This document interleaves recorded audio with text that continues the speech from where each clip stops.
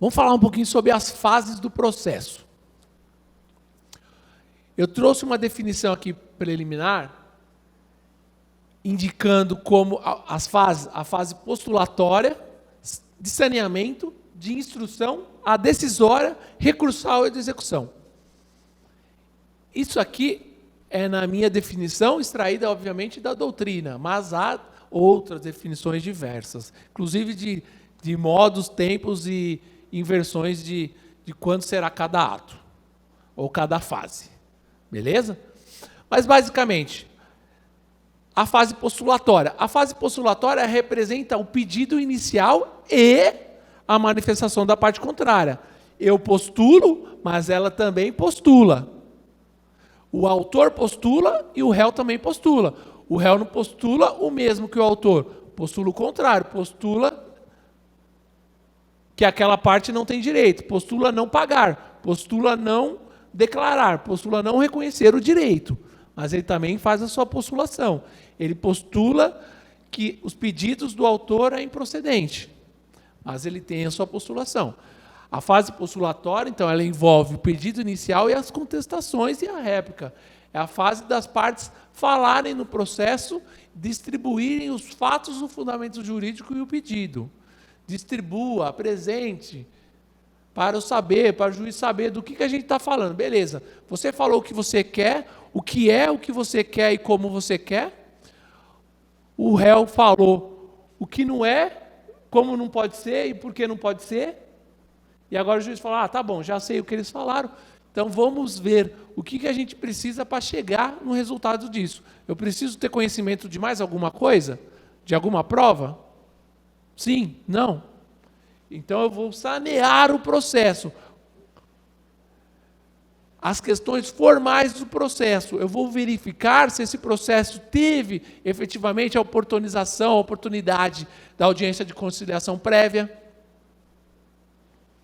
Requisitos formais. Eu vou ver se foi oportunizada,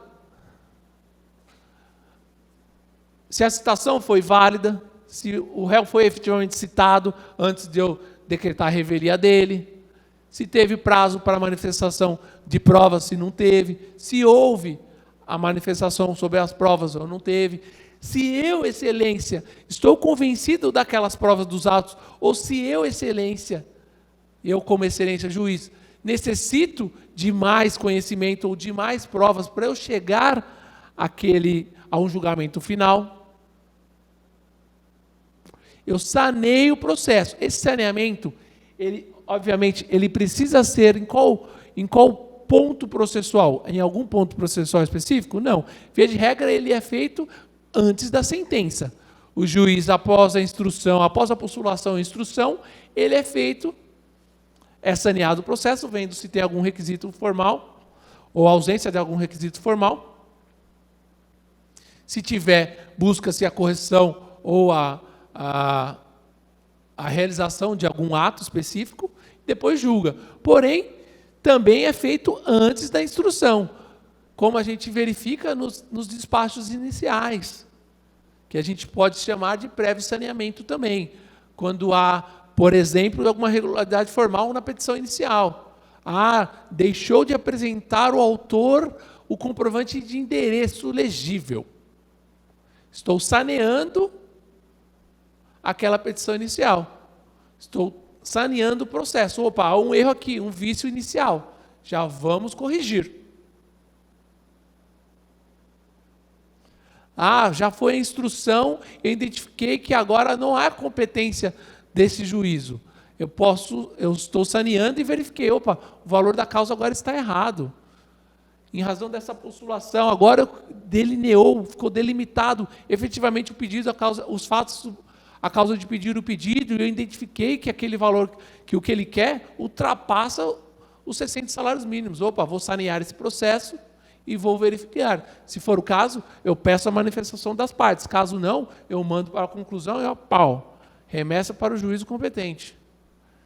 Não necessariamente vai ter um despacho saneador.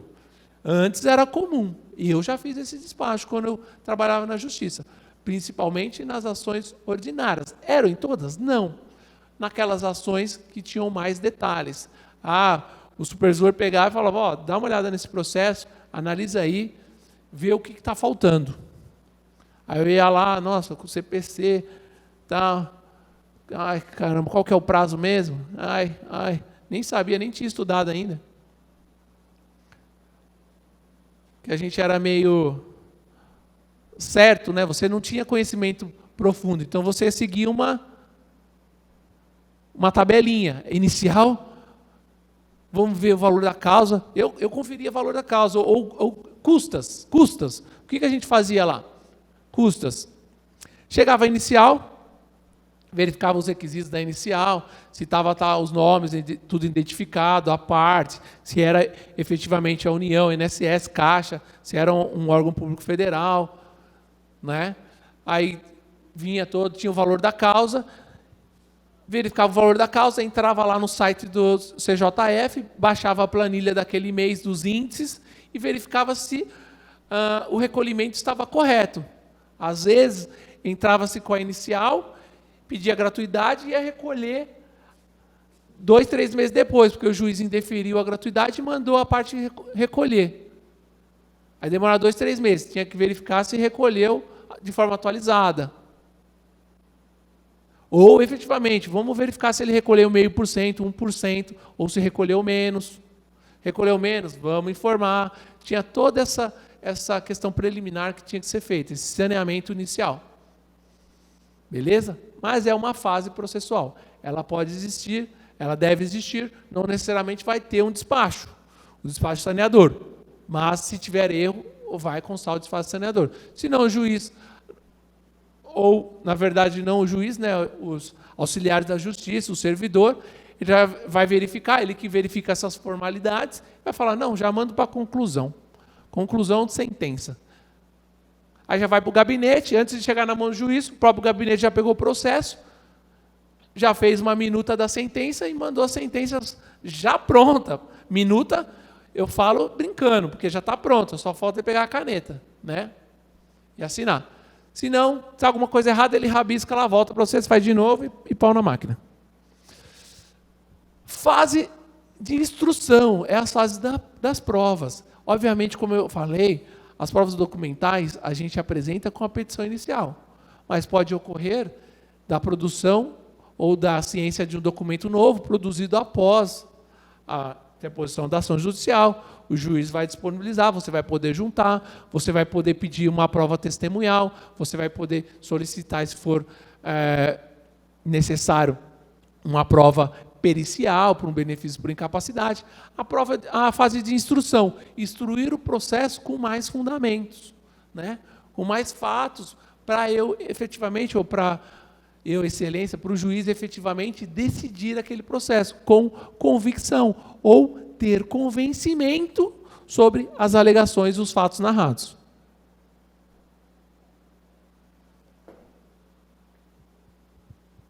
E aí vamos para a fase decisória, que é a resolução do conflito. Como a gente falou, nós tivemos, ou estamos falando de um processo startado mediante uma ação. Essa ação, ela instrumentalizada em um procedimento específico, que a gente busca a resolução daquele processo, resolução do conflito de interesses, resolução da resistência à vida entre as duas partes, réu e autor. É isso que a gente busca. E essa resolução, ela se dá na fase decisória, via de regra, na sentença inicial. Obviamente, tem as fases, as fases decisórias também na fase recursal, mas através dos acordos ou decisão monocrática.